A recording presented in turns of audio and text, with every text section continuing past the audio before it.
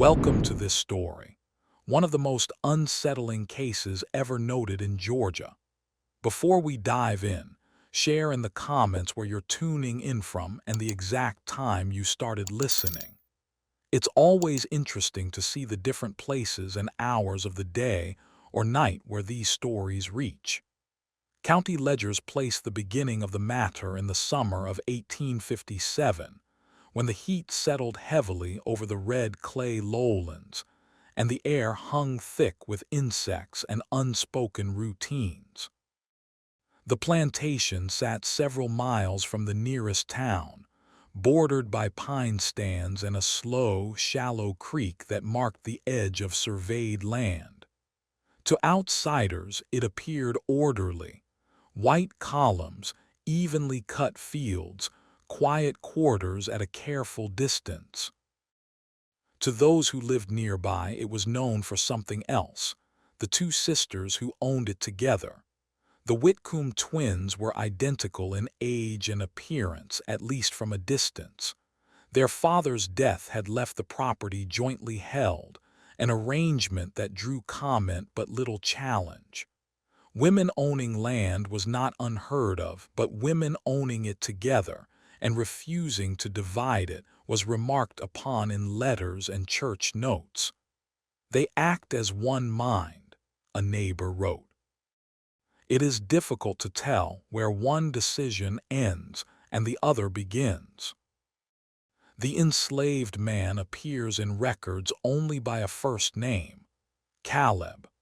He was listed as property in the estate inventory and then again in the labor ledger, assigned primarily to indoor work rather than the fields.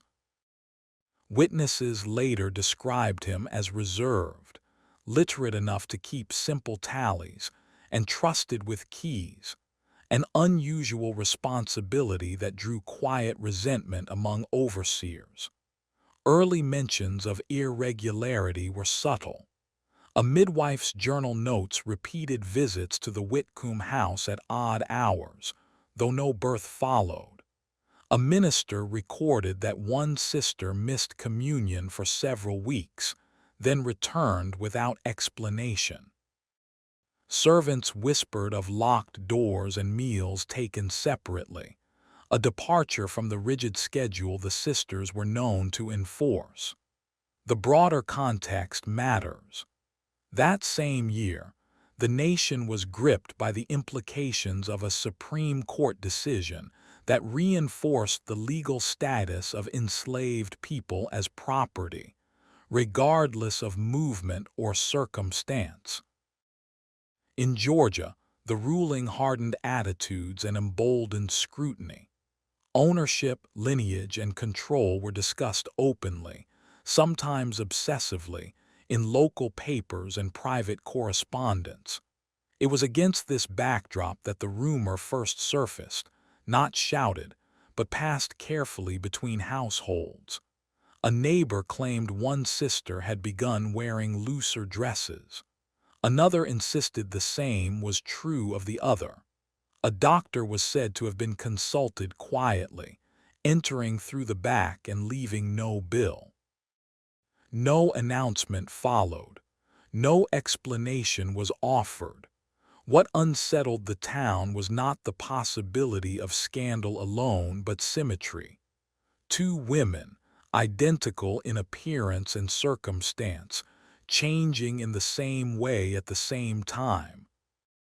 And at the center of it, an enslaved man whose name did not appear in any public account of the matter, yet whose presence could not be excluded. By autumn, the whispers had reached county ears. Notes were taken, dates compared. The ledger entries for Caleb grew sparse, then stopped altogether. And in a place where every change was usually documented, that absence began to feel deliberate. The first formal inquiry did not come from law enforcement, but from the church. A deacon's memorandum, later copied into a county file, notes concern about irregular domestic arrangements at the Whitcomb place. The phrasing was careful, almost evasive. It did not accuse, it requested clarification. None was given. By late autumn, practical changes were harder to ignore. The sisters curtailed visitors.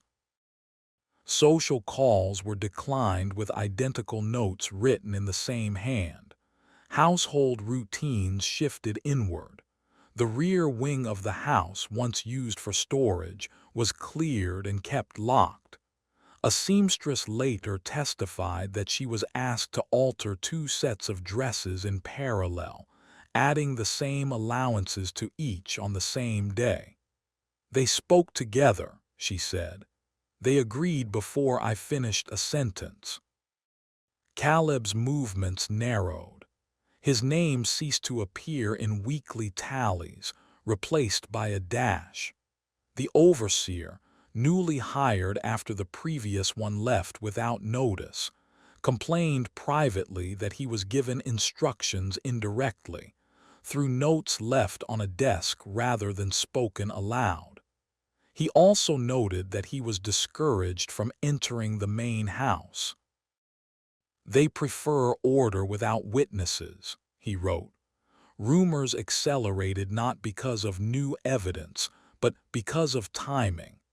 A midwife from a neighboring county was seen arriving twice within a fortnight, both times after dark. A physician known for discretion followed, his carriage left at the tree line. Neither appeared in the plantation's expense ledger. The absence of record drew more attention than any entry would have. A county clerk, Thomas Berrien, compared dates from parish notes, medical call logs, and the seamstress's receipts. His marginalia, preserved in a later transcription, underline a single word twice, concurrent. He wrote, "If this is error, it is error repeated." The clerk did not forward his conclusions. He waited. Caleb, meanwhile, became the subject of quiet surveillance. 2 neighbors reported seeing him at dawn by the creek, washing linen that appeared unused. Another claimed he was instructed to sleep in a small room adjacent to the rear wing, closer to the house than any other enslaved person. No one could say who gave the order. "It was as if the house decided," one servant later said. The legal climate sharpened the stakes. In the wake of that year's Supreme Court ruling, discussions of lineage and ownership took on new urgency. Letters between planters reveal anxiety about inheritance, about what could be claimed and by whom if boundaries were crossed. The Whitcomb sisters were conspicuously absent from these exchanges. Their silence was noted. By December, the town had formed an opinion without consensus. Some insisted the rumor was malicious invention, born of envy. Others believed the symmetry itself was proof. 2 conditions advancing together could not be coincidence. A few suggested a third explanation, spoken only once and never repeated, that the sisters had made an arrangement too precise to be accidental and too quiet to confront. What remained unaddressed was Caleb's role, beyond proximity. He was neither accused nor defended publicly. His erasure from the books, however, suggested intent. In a system that recorded everything, silence was a choice. As winter approached, the Whitcomb place closed further. Fires burned in rooms never used before. Deliveries were accepted at the gate. And in the county file, Berrien added a final note for the year: inquiry deferred. Conditions unresolved. Winter did not slow the matter, it clarified it. By January, the Whitcomb sisters no longer appeared in public together. When one attended church, the other remained home. When supplies were ordered, they arrived in duplicate but were signed for separately. The symmetry that had first drawn attention now appeared carefully managed, as if someone were attempting to restore balance by division. County correspondence from early 1858 shows a brief exchange between Clerk Berrien and a magistrate in the next district. The magistrate advised caution, noting that domestic circumstances, however irregular, do not invite remedy unless they disturb the peace. Berrien replied only that peace was already disturbed, though quietly so. The exchange ended there. Caleb's absence from the labor rolls became conspicuous. A revised inventory listed him without assignment, a technical irregularity that required correction. No correction followed. An overseer's later affidavit states that he was instructed, by whom he could not say, to direct questions upward, not outward. "I was told," he wrote, "that certain matters were not mine to observe." The first birth occurred in late February, according to a midwife's later testimony given years afterward. She described being summoned before dawn, entering through the rear and being led to a prepared room. She did not name which sister delivered first. "They were identical in condition," she said. "I did not think it proper to ask." No announcement was made. No visitors were received. For weeks afterward, the house remained closed, curtains drawn during daylight. Servants carried boiled linens to the creek at odd hours. Caleb was seen less often than not at all. A second birth followed within days, close enough that some believed the events were simultaneous. A physician's notes, reconstructed from memory and partial ledger entries, suggest 2 deliveries within the same week. He did not specify details, only writing that circumstances required discretion beyond custom. It was at this point that county officials felt compelled to act, if only to observe. A constable visited the property under the pretext of verifying tax assessments. He was received at the gate and not invited inside. His report notes hearing infants crying, then corrects itself to an infant, singular. The correction is underlined. The question of lineage hovered unspoken. In a society governed by inheritance, property, and bloodline, the existence of children whose parentage could not be named posed a problem that law did not easily resolve. Letters between planters show anxiety without accusation. One wrote, "If such a thing is allowed to stand, it will not remain singular." The Whitcomb sisters offered no explanation. They did not deny the births. They did not name fathers. They simply continued, each caring for a child in separate quarters, maintaining distance even from one another. The house, once unified, now functioned as 2 mirrored households under a single roof. Caleb's fate during this period remains unclear. Some claimed he was sent away quietly, sold, or transferred under a different name. Others insisted he remained unseen, his proximity too sensitive to document. What is certain is that his name does not reappear in any ledger after March. By spring, the town had accepted what it could not explain. The scandal did not erupt, it settled.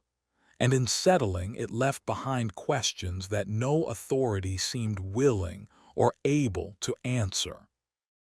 Spring brought visibility where winter had concealed. The Whitcomb fields were worked again, the gates opened just enough for deliveries and accounts. Yet the house itself remained divided. Servants were assigned permanently to one side or the other, instructed not to cross without cause. Meals were prepared twice. Ledgers were kept in parallel. The symmetry had returned, but now as separation rather than unity.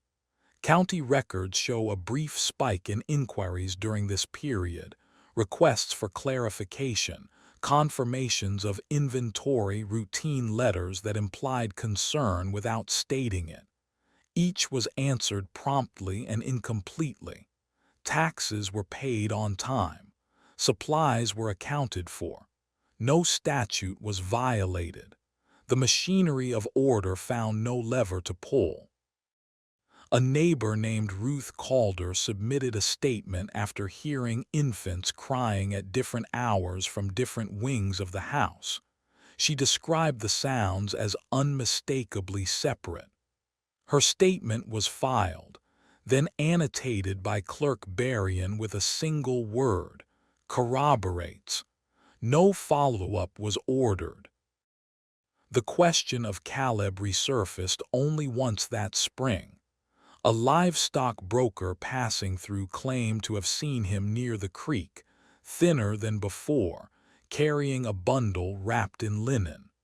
The broker did not speak to him.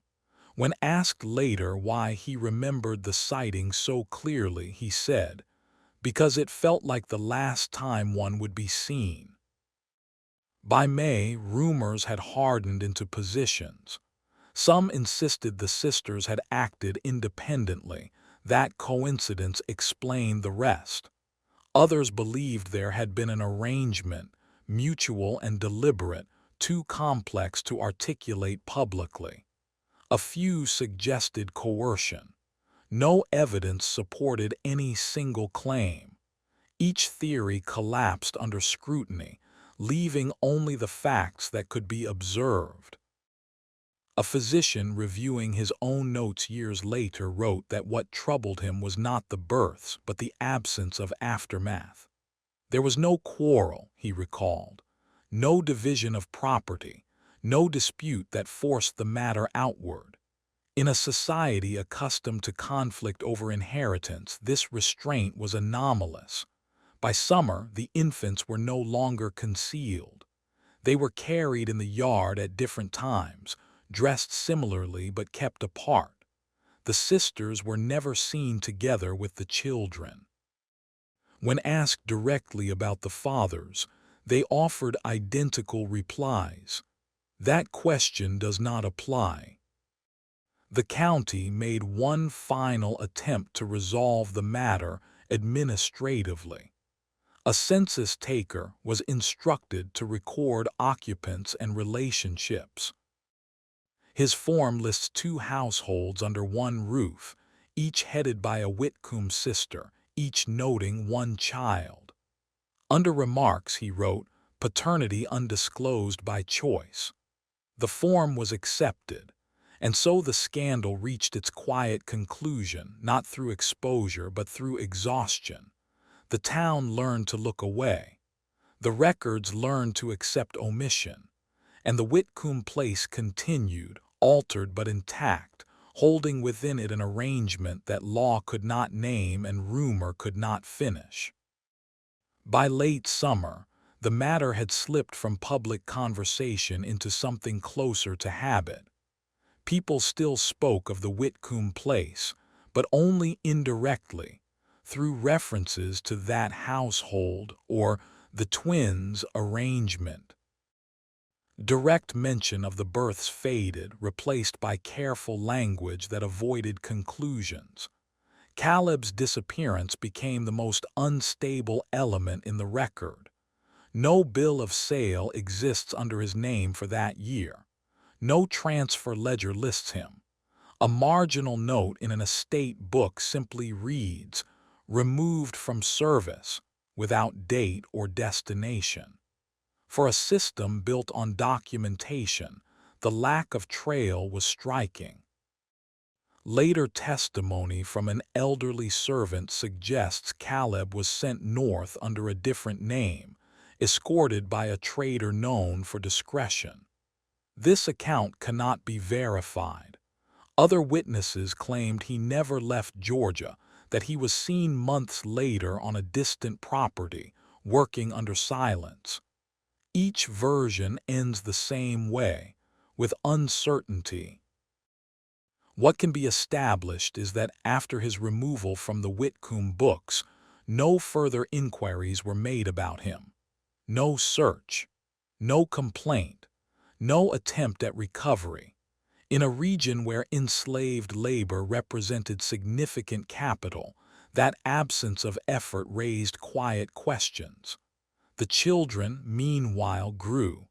Parish records list 2 baptisms within weeks of one another, performed privately and without sponsors. The officiating minister noted the events only as services rendered, declining to specify names or parentage.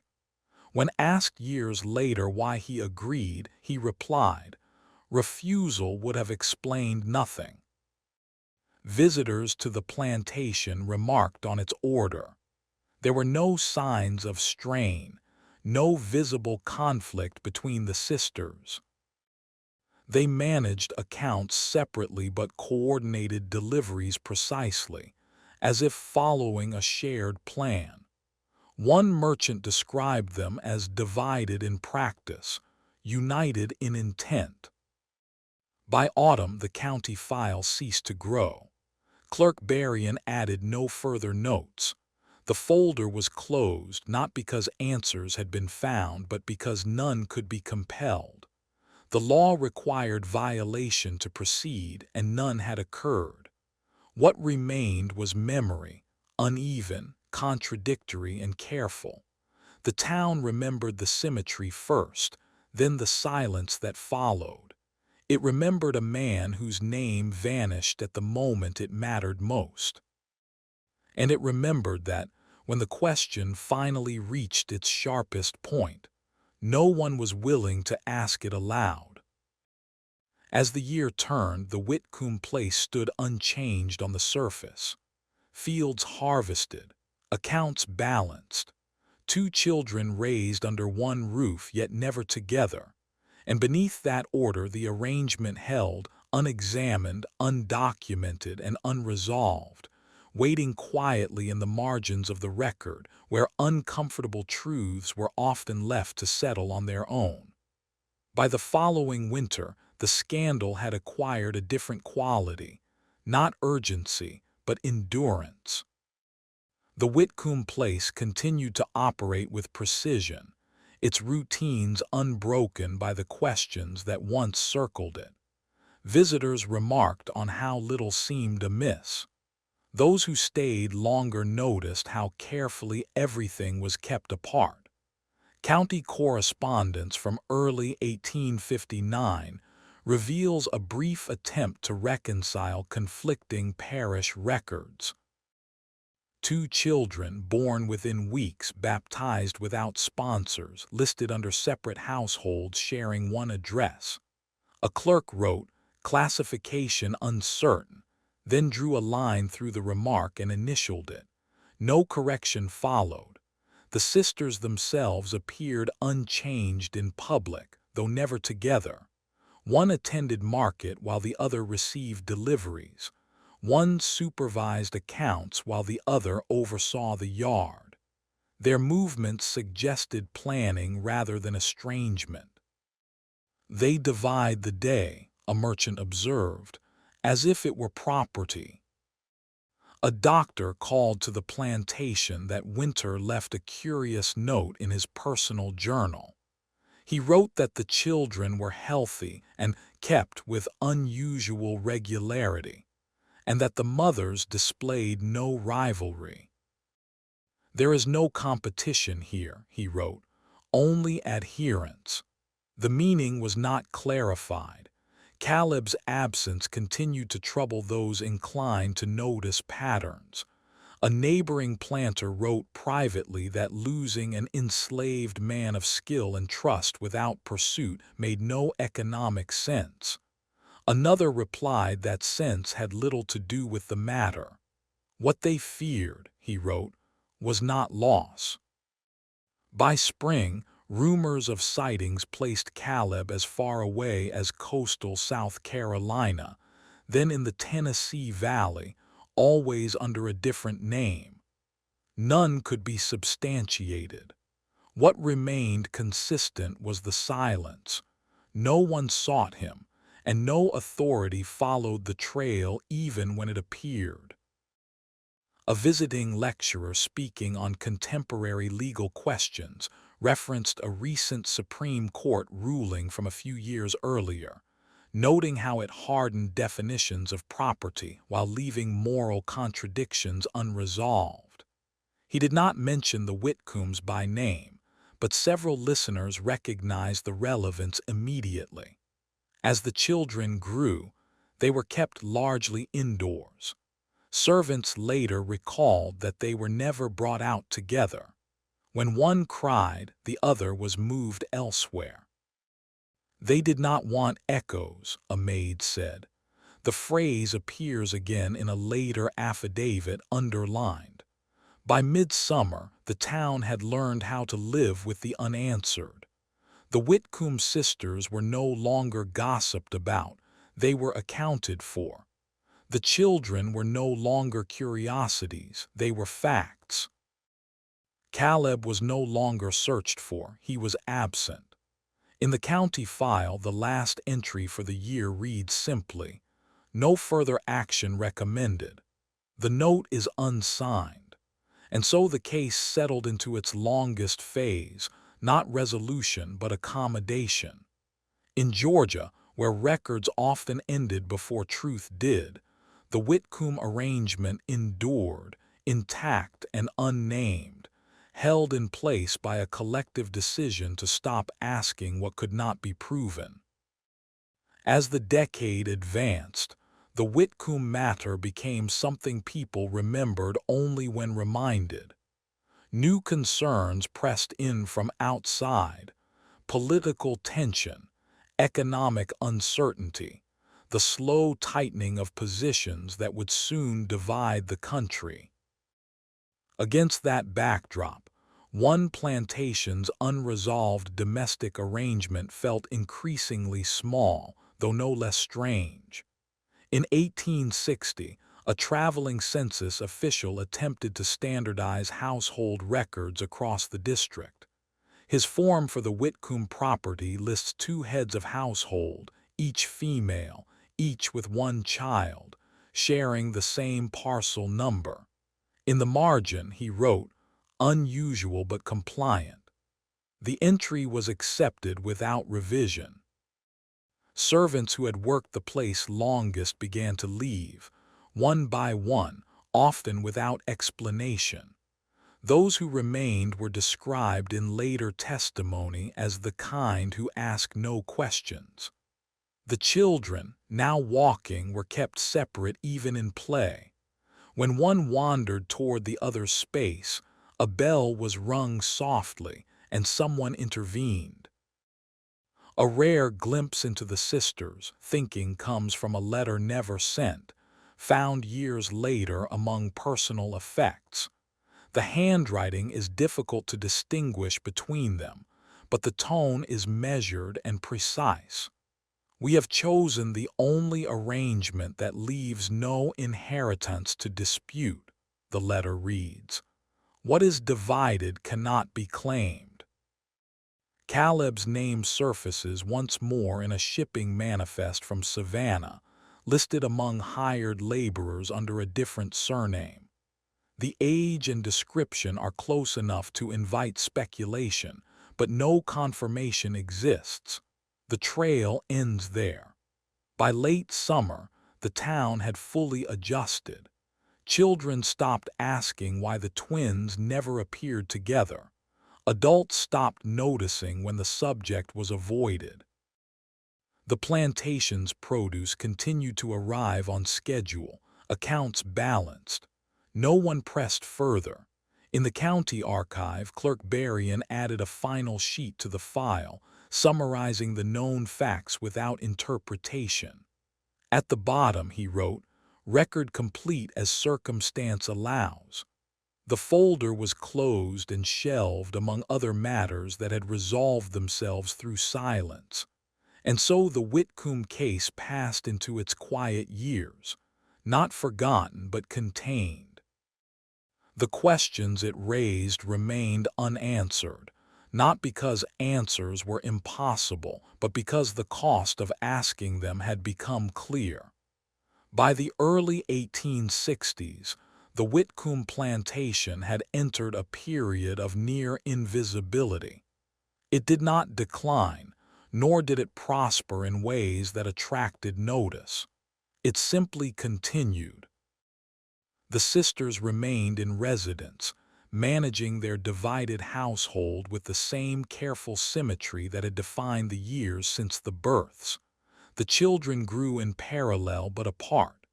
Each was taught letters by a different tutor. Each walked the grounds at different hours. Servants recalled that even their laughter was timed. One kept indoors while the other was brought outside. It was as if sound itself had to be controlled. One woman later testified. No reason was ever given. The broader world began to intrude. Political meetings increased in town. Newspapers carried anxious language about secession and loyalty. Yet the Whitcomb sisters did not attend gatherings, nor did they comment publicly. Their names appeared nowhere in petitions or letters. The plantation remained curiously insulated, as though operating on a different clock. County records from 1861 show a reduction in correspondence related to the property. Taxes were paid, quotas met, no inspections requested. A note from the assessor reads, "Household self-regulating." It is the only instance of that phrase in the ledger. Caleb's absence, once the most troubling uncertainty, now felt settled through neglect. No new sightings were reported. No rumors gained traction. Whether he had been sold, relocated, or quietly freed under another name was no longer debated. The silence around his fate became complete. A midwife, interviewed many years later, reflected that the most unsettling aspect had not been the births themselves, but the aftermath. There was no chaos, she said. No punishment, no confession, just continuation. In her experience, that was unusual. Scandal normally demanded spectacle. Here it had been absorbed.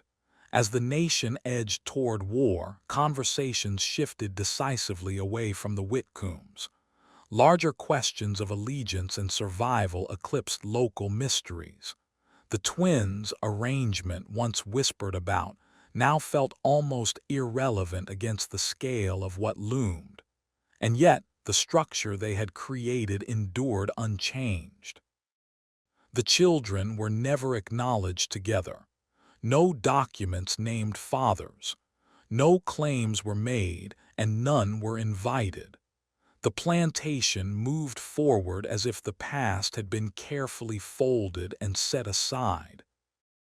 In Georgia, where social order relied as much on what was not spoken as on what was enforced, the Whitcomb case settled into the background, still present, still unresolved, but no longer demanding attention. When the war finally reached Georgia in earnest, it did so unevenly. Troop movements skirted the county.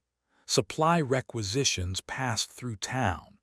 The Whitcomb plantation was noted once in a quartermaster's ledger, then not again. No soldiers were billeted there. No forage was taken. The omission was remarked upon only later, when someone noticed how consistently the place had been bypassed. During these years, records grew thinner everywhere. Paper was scarce. Attention was divided. Yet even by those standards, the Whitcomb file remained unusually still. No new annotations appeared. No questions were raised. The arrangement continued without reference to the upheaval around it. Servants who remained later testified that the sisters tightened routines further. The children were kept indoors for long stretches. Windows were shuttered earlier in the day. When cannon fire was heard faintly from a distance, the household did not react outwardly. They had already prepared, one servant said, prepared for what she could not explain. A neighbor passing by during this period claimed to see one of the sisters standing alone at the edge of the fields at dusk, holding a child and watching the road. He could not say which sister it was. He said only that the posture looked practiced, as if rehearsed long before it was needed. Caleb's name does not appear in any wartime labor or conscription records. This absence has prompted later speculation that he had already left the region entirely, or that he was living under an identity too ordinary to draw notice. The truth remains inaccessible. What can be said is that no attempt was made to reclaim him, even as labor shortages intensified elsewhere. By the war's midpoint, the town had largely forgotten the specifics of the scandal. Younger residents knew only that the Whitcomb place was peculiar, a word used without explanation. Older ones remembered more but spoke less. Silence, once adopted, proved durable. A single letter from this period survives, written by Clerk Berrien to a colleague in another county. He wrote that some matters resolved themselves not through action but through endurance. The law, he noted, is not equipped to pursue what refuses to move. The letter was never answered. As the conflict dragged on, the plantation endured, neither targeted nor abandoned, neither exposed nor explained. The sisters remained. The children grew. And the questions that once seemed urgent receded further into the background, carried along by a larger history that had little room for quiet scandals. When the war ended and the county began its slow accounting of losses, the Whitcomb plantation again appeared only at the margins. Freed people registered names, ages, intentions. Properties were reassessed. Labor arrangements were renegotiated under new terms that were still uncertain in practice. At the Whitcomb place, the transition was noted but not detailed. A brief entry states, "Household continues, terms adjusted." No schedule was attached. The sisters adapted without public struggle. They hired where required, paid where necessary, and kept their accounts precise. Neighbors observed that the divided routines remained intact, even as the world beyond the gate reorganized itself. The children, now old enough to understand separation, were instructed carefully, taught to occupy different hours, different rooms, different paths across the yard. In the climate of the late 1860s, questions of lineage returned with practical force. Surnames were chosen. Birth records were requested. In town, clerks struggled to reconcile incomplete documents with new requirements. 2 requests were sent to the Whitcomb household seeking clarification. 2 replies returned, identical in wording, each listing a mother and declining further detail. The requests were marked "satisfied." A physician reviewing school admissions later wrote that the children were enrolled separately, one under each sister's name. Their ages were close. Their appearances were noted as similar, though not remarked upon further. No teacher reported difficulty.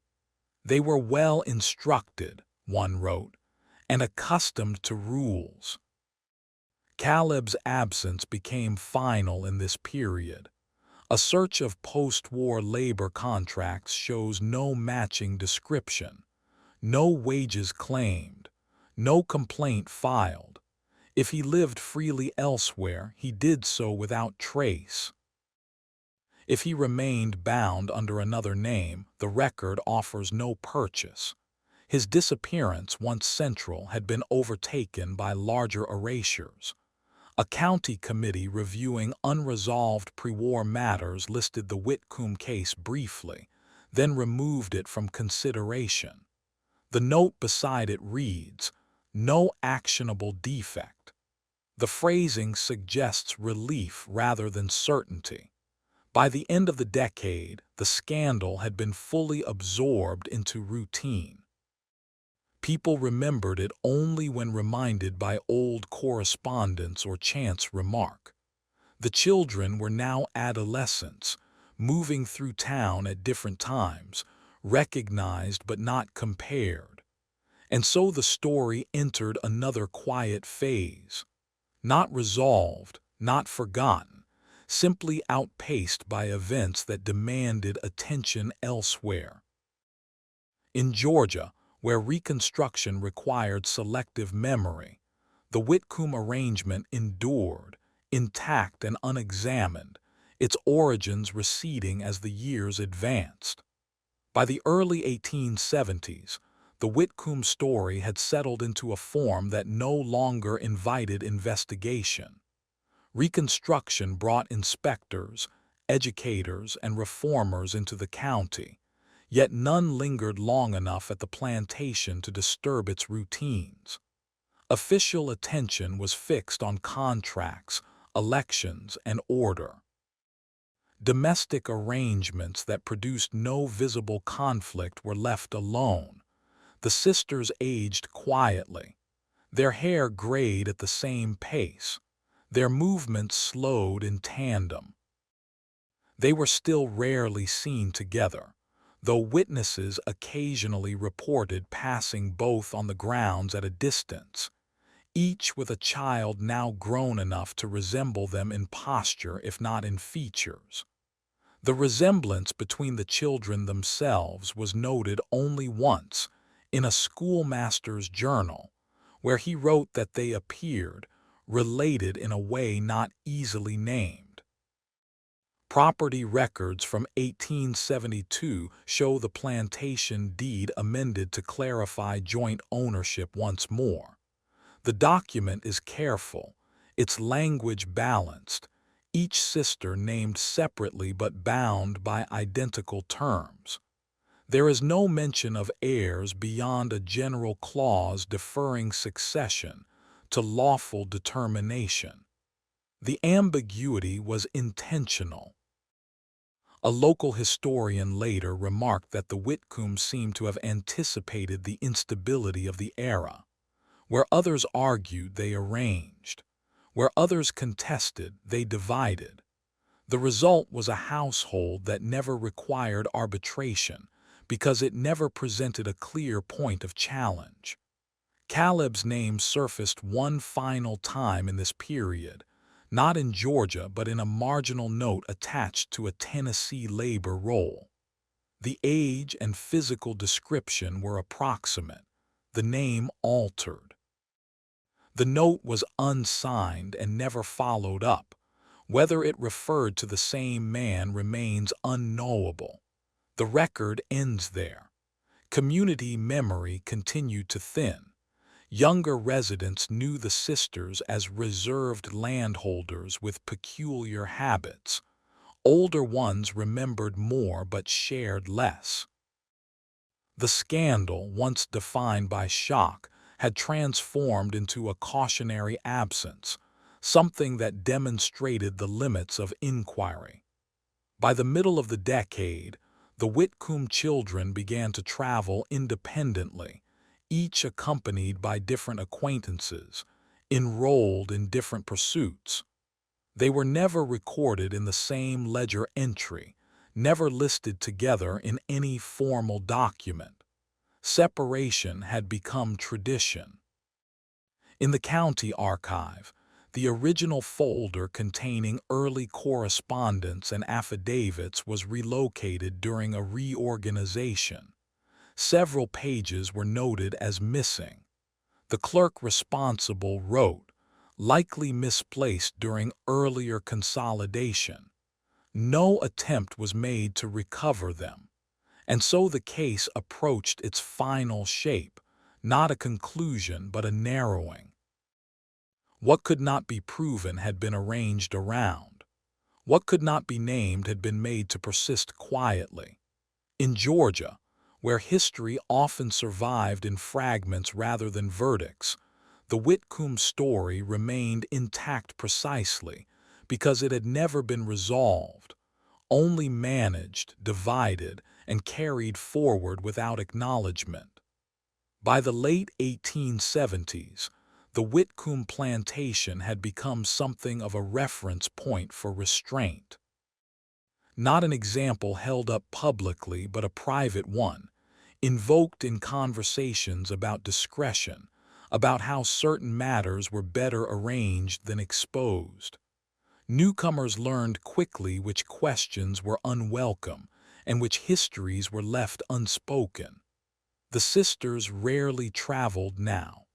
When they did, it was separately, never overlapping in town. Their health was described as steady but declining, though no illnesses were recorded. A physician who visited the house during this period noted in his ledger that both women insisted on identical treatment plans, even when symptoms differed. "They require parity," he wrote. The children, now young adults, were carefully guided into different paths. One apprenticed with a merchant in a neighboring county. The other remained closer to the plantation, assisting with accounts and correspondence. They were never publicly acknowledged as kin beyond their immediate households. Any resemblance between them was dismissed as coincidence. A professor researching social arrangements in post-war Georgia referenced the Whitcomb case obliquely in a lecture, describing it as an instance where law was outpaced by design. He did not name the sisters or the plantation. Those familiar with the history recognized it immediately. Others did not. Records from this period indicate a gradual thinning of documentation. Letters were fewer. Marginal notes disappeared. Some ledgers show pages removed cleanly, without tearing. The implication was not destruction but curation, an effort to leave only what could not provoke further inquiry. Caleb's absence, once the axis of speculation, had by now become a void no one attempted to fill. Younger residents did not know his name. Older ones avoided it. The man had passed from rumor into abstraction, a necessary but untraceable figure in the story's beginning. As the decade closed, a small fire damaged a storage building on the plantation grounds. No investigation followed. Nothing of value was reported lost.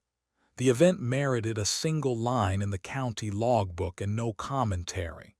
Silence, once again, proved sufficient.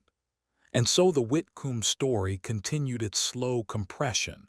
Fewer witnesses, fewer records, fewer questions. What remained was structure. A divided household that had endured upheaval without ever inviting resolution. In Georgia, where memory often settled into habit, the plantation remained exactly as it had learned to be, orderly, discreet, and quietly resistant to explanation. By the early 1880s, the Whitcomb plantation existed more as a memory than a matter. Its name still appeared on maps and tax rolls, but it no longer surfaced in conversation except as a point of orientation, past the Whitcomb land before the old Whitcomb Road. The story that once clung to it had thinned to a shape, recognizable but indistinct. One of the sisters died quietly during this period. The death certificate lists the cause as decline, with no elaboration. The burial was private, attended by few beyond immediate household staff. The surviving sister did not receive visitors afterward, but operations at the plantation continued without interruption. Accounts were kept, wages paid. The division within the house remained intact, even reduced to one voice. The child of the deceased sister did not inherit publicly. Instead, records show a transfer of guardianship arranged months earlier, moving the young adult out of county jurisdiction entirely. The paperwork is meticulous and anticipatory, as if the outcome had been prepared long in advance. No explanation accompanies the move. A local newspaper carried a brief notice acknowledging the death, describing the deceased as a respected landholder of quiet habits. No mention was made of the long-remembered irregularities. The omission felt deliberate. The town had learned what not to preserve. The remaining sister was seen less frequently after that. When she did appear, witnesses remarked on how carefully she maintained routine, as though structure itself were sustaining her.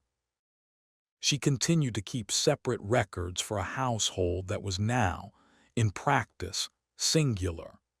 The habit of division had outlived its original necessity.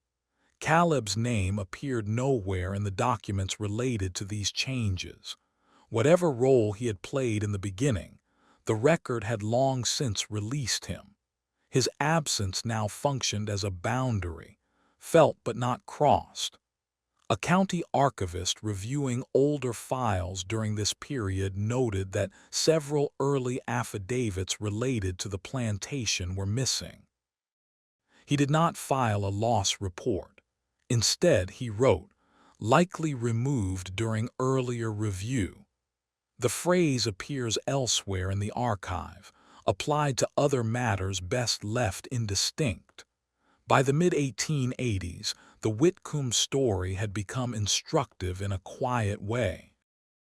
It was cited not for what it revealed but for what it demonstrated, that certain arrangements once established carefully enough could outlast scrutiny itself.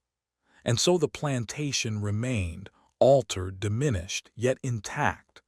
One sister gone, one child gone, one figure absent from the beginning. What persisted was the shape of the decision made decades earlier, still holding, still unexamined, still refusing to close. As the century drew toward its close, the Whitcomb plantation slipped almost entirely out of local consciousness. New roads were cut that curved away from it. New families arrived who knew nothing of its earlier reputation.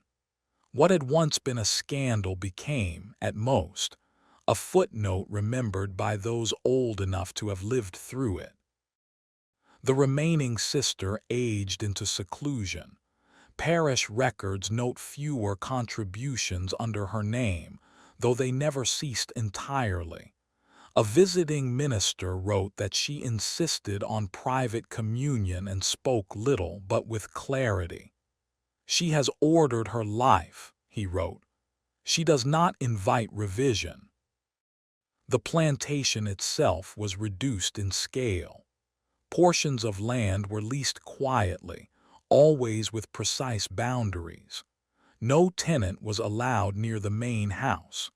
The division within the property, once between two identical lives, was now mapped onto the land itself, preserved through habit rather than need. A professor from a Georgia college researching inheritance disputes in the post-war South visited the county during this period. In his notes, later quoted in a lecture, he described an unnamed case where a potential conflict was avoided through exacting separation. He remarked that the strategy prevented litigation not by resolving ambiguity, but by sustaining it indefinitely. Caleb's story was not included in the professor's work. His absence from the record had become complete. No one interviewed mentioned him by name. The man who had once anchored the scandal was now beyond recovery, absorbed into silence. When the surviving sister died near the turn of the century, the notice was brief and unadorned. No family members were listed. The plantation passed into trusteeship under terms that restricted sale and disclosure. The arrangement echoed the structure that had governed the household for decades: division, discretion, and control. Those who attended the burial remarked on its quiet. There were no questions asked. None needed answering. The matter, long deferred, had simply aged out of relevance. And yet, even as the plantation changed hands, people continued to avoid the house at its center. Children were warned away without explanation. Tenants spoke of the place as if it were occupied, though it stood empty. The habit of restraint endured. In Georgia, where some histories concluded not with resolution but with erosion, the Whitcomb case faded into the land itself, still present, still unspoken, still carrying the shape of a decision that had never been publicly named. By the first years of the new century, the Whitcomb property existed more as a set of instructions than as a home. Trustees managed leases with unusual care. Boundaries were enforced precisely. Repairs were authorized quickly and without discussion. The central house remained unused, its shutters maintained but rarely opened, as if readiness itself were the purpose. A county assessor reviewing legacy holdings in 1903 remarked that the Whitcomb land produced fewer disputes than comparable tracts. "It behaves," he wrote, then added no explanation. The word appears again in later notes applied to no other property. Local memory had thinned to gesture and tone. When asked about the place, older residents would pause, then redirect the conversation. Younger ones knew only that there were reasons to keep distance. The reasons themselves had been lost, leaving behind a habit strong enough to stand on its own. A pair of tenants assigned to the outer fields reported hearing movement in the main house during a storm, doors shifting, shutters tapping. They investigated and found nothing disturbed. The report was filed as weather-related and not revisited. No one suggested occupancy. No one suggested abandonment. Archival work during this period reveals a pattern of careful subtraction. Early affidavits referenced in later summaries no longer existed. Pages cited by page number could not be located. Marginal notes remained, pointing to documents that had quietly vanished. The gaps did not invite correction. They stabilized the story by limiting it. Caleb's absence, by now complete, functioned as a seal. Without him, the origin could not be reconstructed. Without reconstruction, no conclusion could be reached. The story had become immune to inquiry. And so the plantation persisted, managed, bounded, and quietly instructive, not as a lesson openly taught, but as a practice maintained. In Georgia, where continuity often depended on what was left unspoken, the Whitcomb arrangement endured without defense, upheld by the simple fact that it still worked. By the second decade of the century, the Whitcomb place had become an administrative relic. It appeared on maps and in ledgers, but rarely in thought. Trustees changed. Clerks rotated.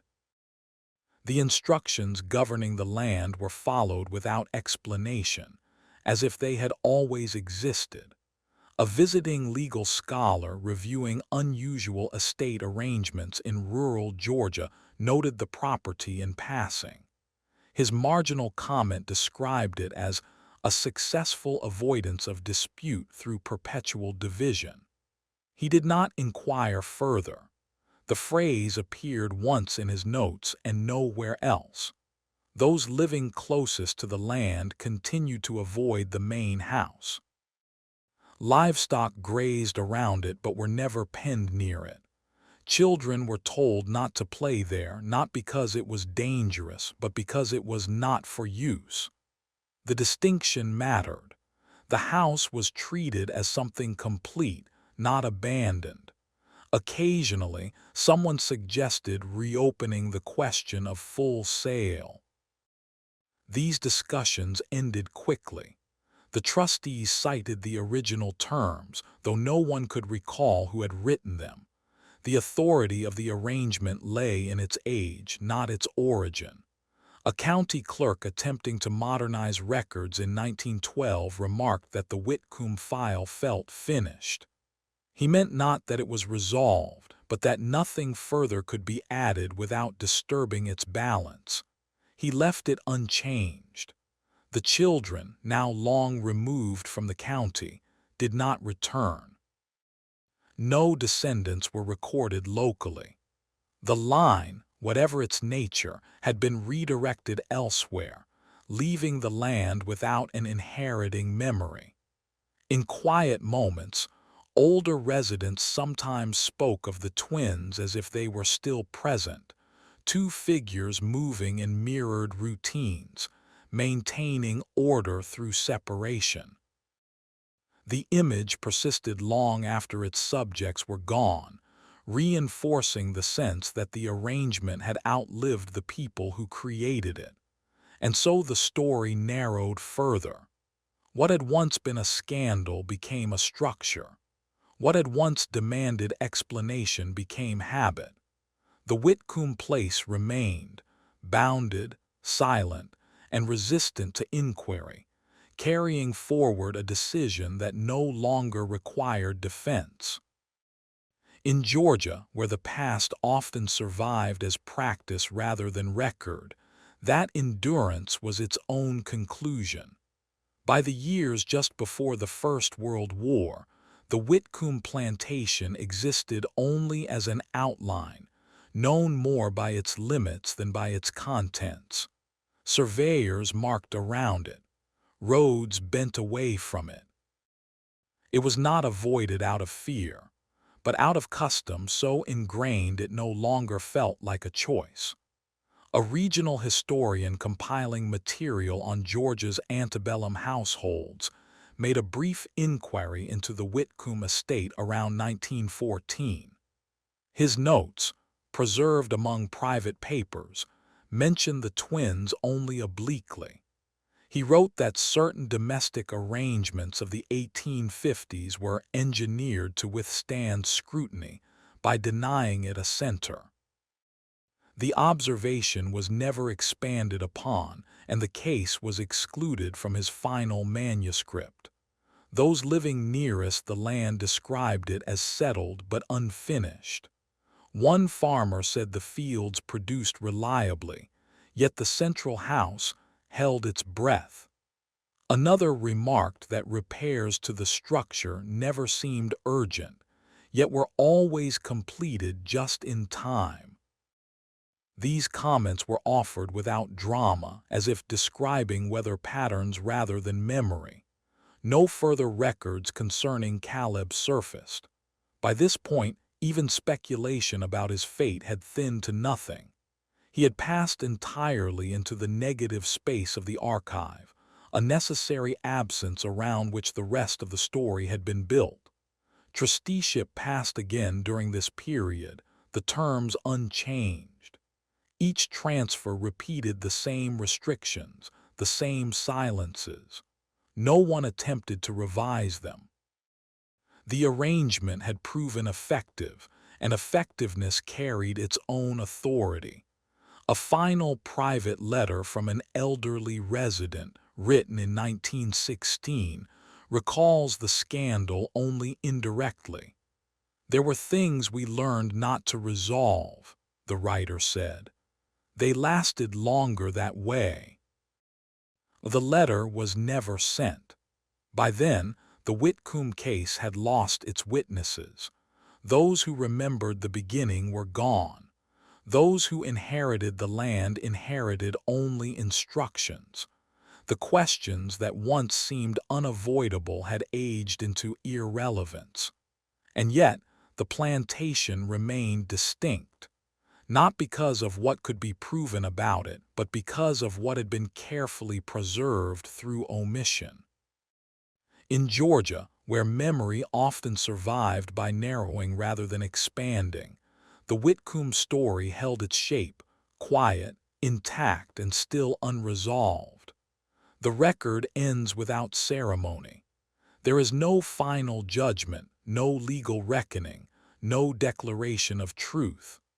The last county notation concerning the Whitcomb property simply states that the land remains in accordance with established terms. The phrase offers no insight, only confirmation that nothing has changed. By the close of the 50-year window, the plantation had become an artifact of its own restraint. Visitors passed nearby without knowing why the house felt different. Locals continued to avoid it without recalling the reason. The habit endured long after the explanation had faded. No marker names the twins. No document confirms the fathers of the children. No ledger restores Caleb to the record. The gaps remain exactly where they were first made, holding the story in place by refusing to complete it. Occasionally, someone still claimed to hear movement in the old house during storms, or to see lights where none should be. These reports were never investigated. They did not need to be. The place had long since passed out of the reach of inquiry. What endures is not the scandal itself, but the method by which it survived, through division, silence, and careful avoidance. The Whitcomb arrangement did not collapse. It did not resolve. It simply outlasted the questions asked of it. And so the story closes where it has always lived, in Georgia, among fields that continue to be worked, a house that continues to stand, and a past that remains present only as a boundary. The whispers persist, not because answers were hidden, but because they were never required to surface.